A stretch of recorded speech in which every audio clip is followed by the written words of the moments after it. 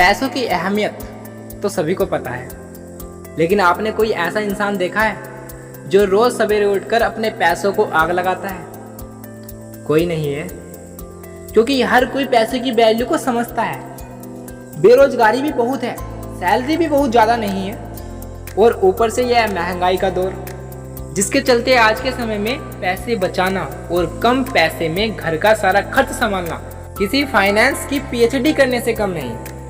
100 रुपए तक बचाने के लिए भी न जाने दिमाग में कितने पापड़ बेलने पड़ते हैं। जितनी अहमियत आप पैसों की समझते हो, उससे कहीं ज़्यादा अहमियत समय की होती है। ये क्यों नहीं समझते? वैसे सही है, समय की कीमत हर कोई नहीं समझता। समय की कीमत तब समझ आती है जब आप कुछ समय के लिए एक एक मिनट के मोहताज हो जाते हैं। उस इंसान से समय की कीमत जरूर पूछना जिसने अपनी जिंदगी में एक बहुत बड़ा लक्ष्य रखा हो और उसे पाने में दिन रात एक कर रहा हो। उस इंसान से समय की कीमत जरूर पूछना जिसका एक मिनट भी वेस्ट हो जाए तो उसका करोड़ों का नुकसान हो जाता है। वो इंसान बताएगा आपको कि उसके लिए एक एक मिनट कितनी अहमियत रखता है। वो इंसान समय की कदर कभी नहीं समझ सकता। जिस इंसान के जीवन का कोई लक्ष्य ही नहीं, उसे पता ही नहीं कि उसे जाना कहाँ है, जीवन में करना क्या है, और बस टाइम पास कर रहा है। और वो इंसान भी समय की कीमत नहीं समझ सकता जिसके जीवन का कोई लक्ष्य है भी तो वो बहुत छोटा है।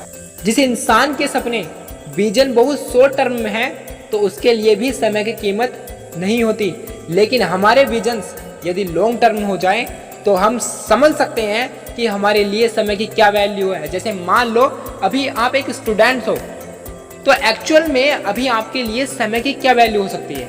कुछ भी नहीं। अगर मान लो तो आप इस स्टेज में टाइम वेस्ट करते भी हो तो आपको फाइनेंशियल क्या नुकसान हो रहा है? कुछ भी नहीं। ज़्यादा से ज़्यादा एग्जाम में नंबर कम आ जाएंगे बस। अगर 3 या 4 साल तक की बात करूं तो इससे ज़्यादा तो कुछ भी नहीं चला जाएगा ना हमारा।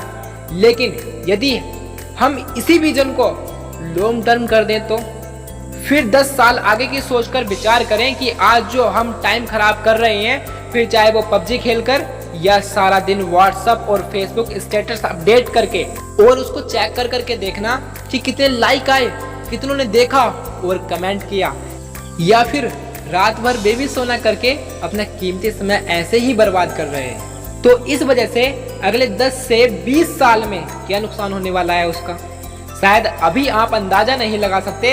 ये आपको लाइफ के उस स्टेज में आकर पता चलेगा जब आपकी इनकम बहुत कम होगी, घर का गुजारा भी ठीक से नहीं हो पा रहा होगा।